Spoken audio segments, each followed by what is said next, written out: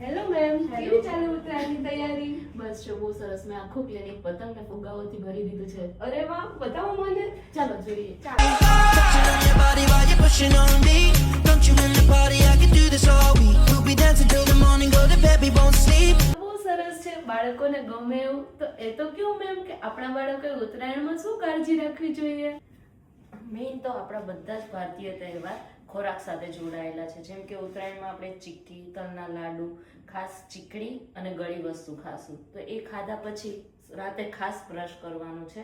Plus બાળકોએ પતંગ ચગાવવા કે પકડવા માટે એની પાછળ ભાગે ત્યારે ખાસ કાળજી રાખવાની કે પતંગ પકડવા જતાં પડી ના જવાય કે મોઢા પર કે દાંત પર ફ્રેક્ચર ના આવે, ખાસ ગળું ના કપાય, એની ખાસ કાળજી રાખવાની છે.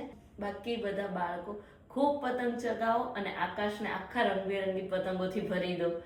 હેપી ઉત્તરાયણ.